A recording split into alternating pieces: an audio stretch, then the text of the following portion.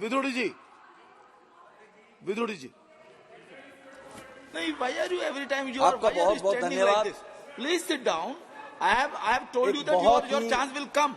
You please sit down. गुलामी की You निशानी please को sit down.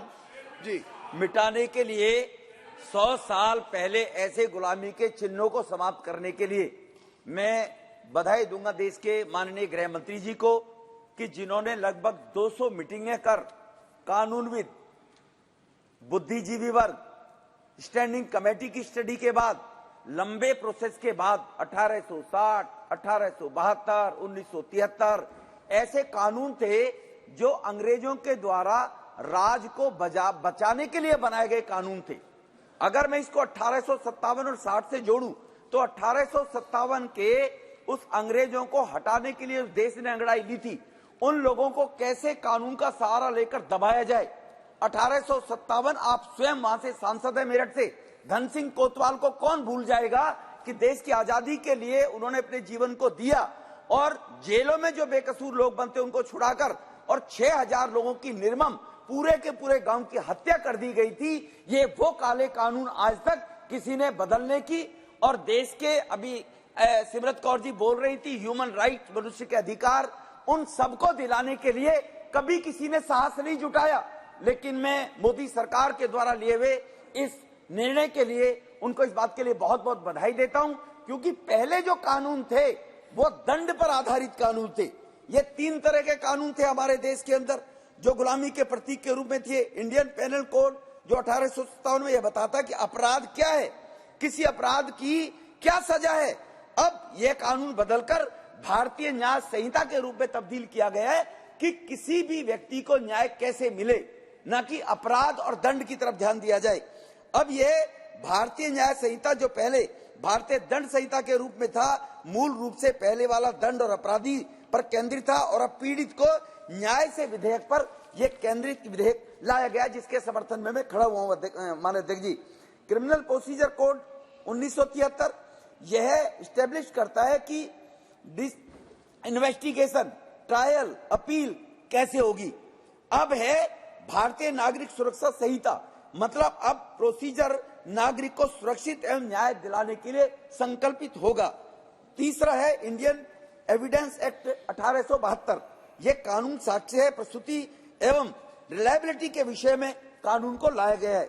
अध्यक्ष जी, भारतीय न्याय संहिता की कुछ विशेषताएं जो तब्दीली करने के बाद माननीय गृह मंत्री जी के प्रयास से माननीय मोदी जी के नेतृत्व में सरकार के द्वारा किया गया है, जैसे अलगाववाद, अगर जो रेबिलियन अगेंस्ट गवर्नमेंट, जो जिस प्रकार से अलगाववाद की बातें किया करते थे, अलगाववाद की बातें करने से भारत तेरे टुकड़े होंगे जैसे गैंग के लोगों को ये मौका मिलता था भारत के अंदर अलगाववाद फैलाने का। और नक्सलाइट के रूप में जो होते थे वो गवर्नमेंट के खिलाफ, वो कहते क्या थे, हम गवर्नमेंट के खिलाफ बोल रहे हैं, राज के खिलाफ बोल रहे हैं। अब ये कानून कर दिया गया है, ये राज्य के खिलाफ नहीं होगा कानून, ये राष्ट्र के खिलाफ विद्रोह माना जाएगा और इसको आतंकवाद की परिभाषा में सम्मिलित करने का काम किया गया है, जो आगे आने वाले वक्त में लोग हिमाकत न कर पाए।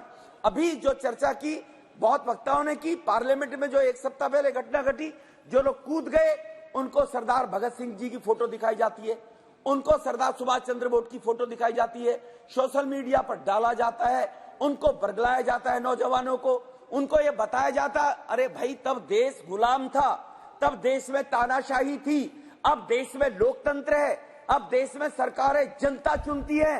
अगर जनता को लगेगा सरकार गलत कर रही है तो तुम्हारी आतंकवादी जैसी गतिविधियों से संदेश नहीं जाना चाहिए। 5 वर्ष के बाद जनता खुद बदल देगी। यहाँ तो डेमोक्रेसी है, लोकतंत्र है। लेकिन सरदार भगत सिंह की फोटो लगाकर और सरदार भगत सिंह के आइकॉन के रूप में उनको भी बदनाम करने का जो काम को लोग करते हैं, ऐसे लोगों के खिलाफ भी आतंकवादी गतिविधियों के खिलाफ मुकदमे दर्ज होने चाहिए और कोई हिमाकत न कर पाए भारत के लोकतंत्र को कलंकित करने के बारे में ये सेक्शन 113 के अंदर ये प्रोविजन लाने का काम किया है। ऐसे भारत तेरे टुकड़े होंगे गैंग के जो लोग बहाना क्या बताते हैं, हम तो बेरोजगार थे जी, बेरोजगारी के कारण क्या बैंक को लूट लोगे, बेरोजगार थी था, धंधा करिए। 39 करोड़ लोन अभी मुद्रा बैंक के कारण दिए गए हैं, उससे लोन लेकर धंधा करिए। 10,000 से 50 1000 रुपए तक स्वनिधि योजना के अंदर आपको काम करने के लिए देश के लाखों लोगों ने उसका लाभ उठाया है, उठाइए, आपको कौन मना करता है। लेकिन सरदार भगत सिंह जी की फोटो सोशल मीडिया पर डालकर, जिससे देश की भी छवि दुनिया भर के अंदर कलंकित होती है।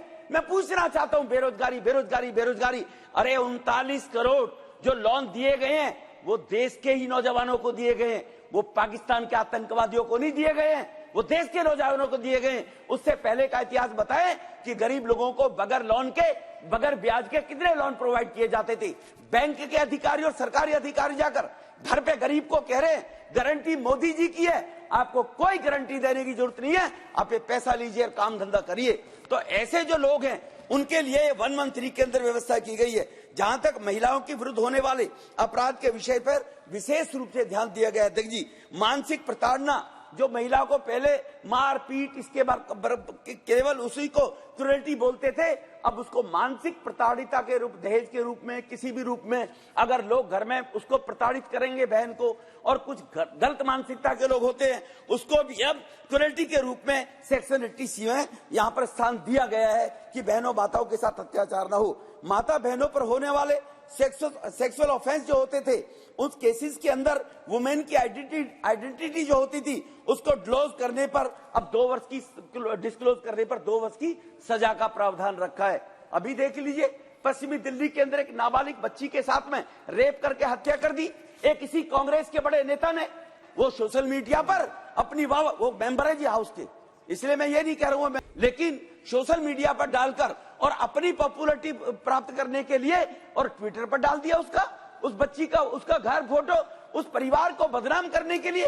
इस प्रकार के भी माता बहनों के साथ अगर कोई ऐसी हरासमेंट होगी और उसको पब्लिसाइज कोई व्यक्ति करेगा तो सेक्शन 72 के अंदर उसमें भी 2 साल की सजा का प्रावधान इस कानून के अंदर रखा गया है, जो पहले नहीं होता था, जो 100 साल पुराने कानून थे। सर, ये गैर जिम्मेदार लोगों पर भी रोक लगाने के लिए व्यवस्था की गई है। सेक्शन 69 में शादी का झूठा झांसा देकर लोग शारीरिक संबंध बनाने पर, उसमें लोग कहते थे जी मैं शादी करूंगा, पुलिस के पास कोई व्यवस्था ही नहीं थी। जब पुलिस को कोई व्यवस्था नहीं मिलती, सेक्शन 376 में कानून में उसके खिलाफ FIR दर्ज हो जाती थी, महिला बेचारी हॉस्टाइल हो जाती थी, सोचती थी मैं कोर्ट में जाकर बदनाम होती फिरूंगी, कोर्ट में जाके कैसे हुआ क्या हुआ मुझे जलील करना पड़ेगा। उसके लिए भी अब अगर कोई उसका नाम बताकर, अपना काम बताकर, अपना पहचान छुपाकर और मैं शादी करूंगा और उसके साथ सेक्सुअल हरासमेंट उसके भले ही सहमति से भी करे, उसमें भी 10 साल सजा का प्रोविजन रखा गया है, जो पहले हमारे कानून में इसका स्पष्टीकरण कहीं कोई भी उजागर नहीं था। इस प्रकार से भारतीय नागरिक सुरक्षा संहिता।